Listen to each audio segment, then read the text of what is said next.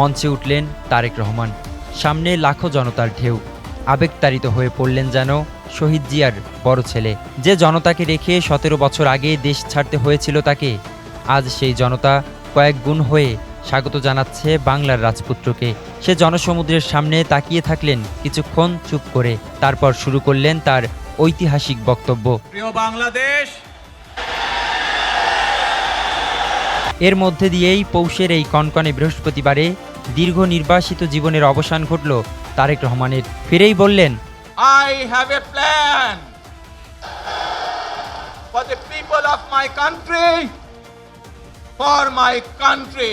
যার বাবা ছিলেন স্বাধীনতার ঘোষক, বহুদলীয় গণতন্ত্রের প্রবক্তা, সাবেক সফল রাষ্ট্রপতি, আর মা ৩ বারের প্রধানমন্ত্রী, রক্তের উত্তরাধিকারী, তাকে বাংলাদেশের রাজপুত্র বলে।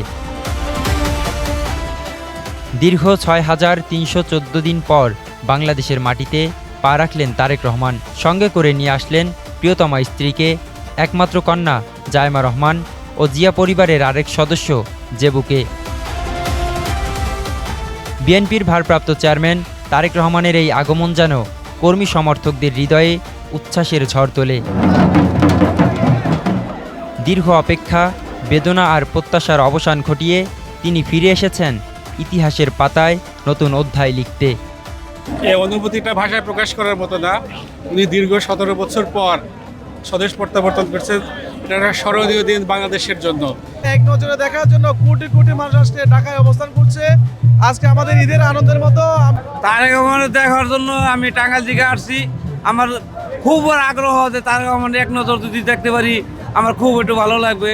যে সমগ্র বাংলাদেশ হাসছে, তারেক জিয়া আসছে, সেই জন্য ঈদের খুশির চেয়েও বেশি যদি কিছু করার মতো থাকে আজকে জনগণ সেটাই উপভোগ করছে।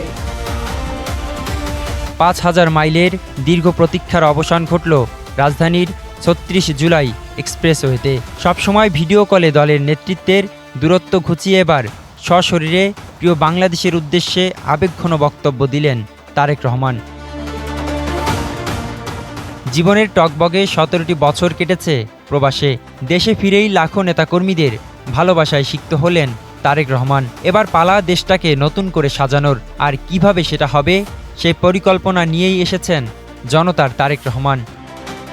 রুহুল আমিন, বাংলা নিউজ 24, ঢাকা।